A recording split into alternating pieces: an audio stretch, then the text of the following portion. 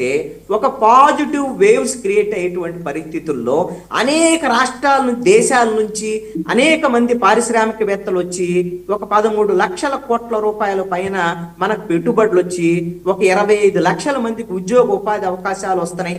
మన రాష్ట్రం వైపు అన్ని దేశాలు చూస్తున్నాయి, పారిశ్రామికవేత్తలు చూస్తున్నారు అనేటువంటి ఒక సానుకూలమైనటువంటి దృక్పథం ఉండాలి అనేటువంటి ఆలోచనలతో ఆ మీటింగ్ సందర్భంలో ఉన్నారు చంద్రబాబు నాయుడు.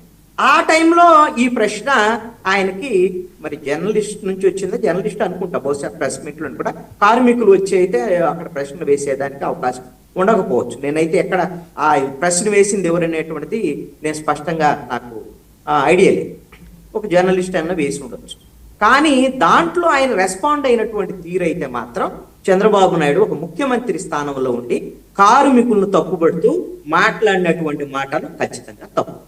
ఎందుకోసం అంటే విశాఖ ఉక్కు పరిశ్రమ నష్టాల్లో ఉండటానికి, విశాఖ ఉక్కు పరిశ్రమకు సంబంధించి ఈ విధంగా ప్రైవేటీకరణ ఒకవేళ ఆలోచనలు చేయటానికి కార్మికులు ఒక్కటే సమస్య కాదు. కార్మికుల సమస్య లేదు అని నేను చెప్పను. ప్రతి దగ్గర ఏదో ఒక సమస్య ఉంటే ఉండొచ్చు. అది ప్రధానమైనటువంటి సమస్య కానే కాదు.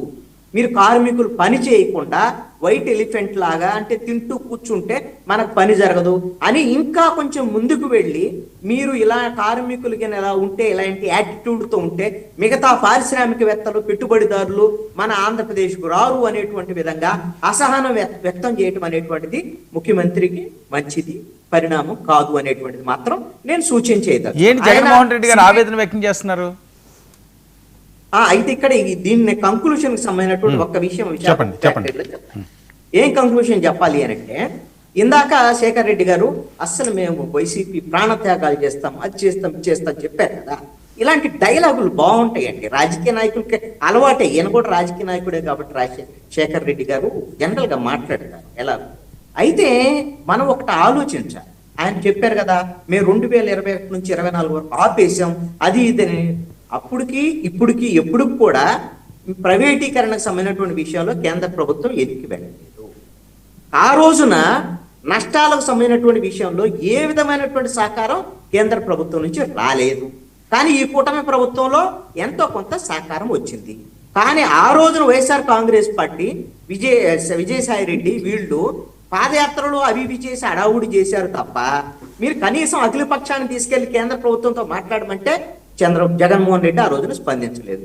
అసలు విశాఖపట్నానికి ప్రధానమంత్రి నరేంద్ర మోడీ వస్తే జగన్మోహన్ రెడ్డి ఆ రోజున సభలో మాట్లాడినటువంటి మాటలు ఇప్పుడు కూడా మీకు అన్ని ఆన్లైన్లో దొరుకుతాయి. అన్ని కూడా ఇప్పుడు మన డిజిటల్ మీడియా ఉంది కాబట్టి దొరుకుతుంది. ఏం మాట్లాడాడు? నరేంద్ర మోడీతో, మీతో, మా వైఎస్ఆర్ కాంగ్రెస్ పార్టీకి నాకు రాజకీయాలకు అతీతమైనటువంటి బంధం ఉంది మీతో నాకు అని చెప్పాడు తప్ప మా రాష్ట్రానికి కావాల్సినటువంటి విశాఖ ఉక్కు ఫ్యాక్టరీని ప్రైవేటీకరించొద్దు అని విశాఖపట్నంలో జరిగినటువంటి మీటింగ్ లో అది అడగలేదు. ఉత్తరాంధ్రకు కావాల్సినటువంటి వెనుకబడిన జిల్లాలకు నిధులు అడగలేదు. కేంద్ర ప్రభుత్వం నుంచి ప్రత్యేక హోదా వీళ్ళు ఉద్యమాలు చేశారు. అంతకుముందు వీళ్ళు ఎన్ని తెస్తామని 2019లో చెప్పి వచ్చారు వీళ్ళు అధికారంలో. అది ఏమీ అడగలేదండి. ఆ రోజున ఏమి అడగకుండా ప్రజలను మభ్యపెట్టి అన్ని చేసి మా వల్ల విశాఖ ఉక్కు ఫ్యాక్టరీ ప్రైవేటీకరణ ఆగింది, మేము ఆపు చేస్తామని ఇప్పుడు మాట్లాడటం, ఇప్పుడు ప్రాణత్యాగాలు చేస్తామని అంటాం, ఇవన్నీ కూడా హాస్యాస్పదంగా ఉన్నాయి. నేను ఒకటి అడుగుతాను, ఈ ప్రభుత్వం మీద ఒత్తిడి తీసుకురావాలంటే వైఎస్ఆర్ కాంగ్రెస్ పార్టీకి రాజకీయంగా ఉపయోగపడేటువంటి ఒక సూచన కూడా నేను చేస్తున్నాను. జగన్మోహన్ రెడ్డి తనకున్నటువంటి రాజ్యసభ సభ్యులు, తనకున్నటువంటి పార్లమెంట్ సభ్యులు 4 వీళ్ళను కలుపుకొని ఢిల్లీకి వెళ్ళమనండి. వెళ్ళి నరేంద్ర మోడీ లేదా అమిత్ షా లేదా కేంద్ర భారీ పరిశ్రమల శాఖ మంత్రి వీళ్ళ మంత్రులు కలవటానికి ఓకే కదా, ఆయన ప్రతిపక్ష నాయకుడుగా వాళ్ళనే తీసుకొని అన్నాడు. అప్పుడు ఏంటంటే అప్పుడు అఖిలపక్షం ఏమంటే వేయలే. అప్పుడు ఎవరితో ఆయనకు పని లేదు, జగన్మోహన్ రెడ్డికి జనంతో పని లేదు, వాళ్ళ పార్టీ వాళ్ళతో పని లేదు, బయట అసలు అఖిలపక్షంతో పని. ఇప్పుడైనా సరే మీరు కనీసం ఈ కూటమి ప్రభుత్వం మీద ఒత్తిడి చేయటానికి ఢిల్లీకి వెళ్ళండి. ప్రధానమంత్రి అదేవిధంగా కేంద్ర భారీ పరిశ్రమల శాఖ మంత్రి వాళ్ళ అపాయింట్మెంట్ అడగండి. విశాఖ ఉక్కు ఫ్యాక్టరీని ప్రైవేటీకరించొద్దు, మీరు ఖచ్చితంగా దాని నిర్ణయాన్ని వెనక్కి తీసుకోమని అడగమనండి. ఒకవేళ చేయలే, ఒకవేళ అపాయింట్మెంట్ ఇవ్వలేదు, వెళ్ళి జంతర్ మంతర్లో కూర్చోమనండి. ఒకరోజు ధర్నా చేయమనంటే ఏం తప్పేం కాదు కదా. అంతకుముందు వెళ్ళాడు కదా రాష్ట్రంలో, మొత్తం రాష్ట్రపతి పాలన పెట్టాలని అప్పుడు అడావుడి వెళ్ళాడుగా. మళ్ళీ నేను వెంటనే ముఖ్యమంత్రి కావాలని ఇప్పుడు ఇలాంటి ప్రజా సమస్యల మీద వెళ్ళమనండి.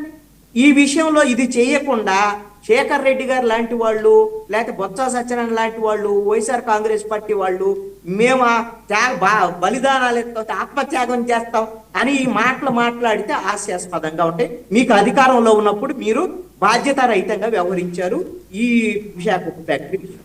ఇక ఆర్థిక పరిస్థితికి వచ్చేసరికల్లా ఆంధ్రప్రదేశ్ ఆర్థిక పరిస్థితి అస్తవ్యస్తంగా ఉన్న మాట వాస్తవం. ఈ ఆర్థిక పరిస్థితి మీద ఆందోళన ఉన్నటువంటి మాట వాస్తవం.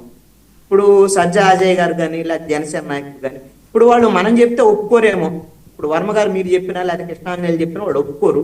కానీ ఆంధ్రజ్యోతిలో మొన్న వాళ్ళ ఫస్ట్ పేజీలో ఒక ఆర్టికల్ వచ్చింది. ఆర్థిక పరిస్థితి చాలా ఆందోళనగా ఉంది, ఇబ్బందికరంగా ఉంది, మీకు ఒక పరిష్కార మార్గాలు ఏమిటి అని అంటే ఆయన కొన్ని పరిష్కార మార్గాలు చెప్పాడు. ఉన్నటువంటి స్కీముల్లో వాళ్ళని తగ్గించాలి, ఇచ్చేయాలి, కొన్ని సూచనలు చేశాడు. మరి అప్పులు చేస్తున్న మాట వాస్తవమే, ఇవన్నీ ఉన్నటువంటి ఇబ్బంది ఉన్నటువంటి మాట వాస్తవమే. అదేమనంటే ఇప్పుడు అప్పులు చేస్తున్నామంటే అజయ్ గారు ఏమంటాడు, అరే వైఎస్ఆర్ కాంగ్రెస్ పార్టీ వాళ్ళు ఉన్నప్పుడు 10 లక్షల కోట్లు అప్పులు చేశారు.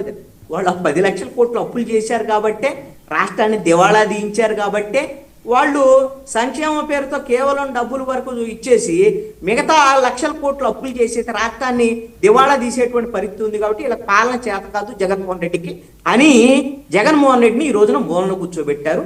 ప్రతిపక్ష హోదా కూడా లేకుండా 11 సీట్లకి పరిమితం చేశారు. మరి ఎన్నికల సమయంలో చంద్రబాబు నాయుడు ఏం చెప్పారు? నాకు అనుభవం ఉంది, నేను 15 ఏళ్ళు పరిపాలించాను, నేను 4వ ముఖ్యమంత్రి అయితే నేను సంపద సృష్టిస్తాను అని చెప్పాడు. కాబట్టి ఆ సంపద సృష్టి గురించి ఎదురు చూస్తున్నారు. అప్పులు తగ్గాలి, ఖచ్చితంగా సంక్షేమ పథకాలని అమలు జరగాలి, డెవలప్మెంట్ కూడా జరగాలి. Okay. మీరు చెప్పినట్టుగా అజయ్ గారు సిఏఏ సదస్సు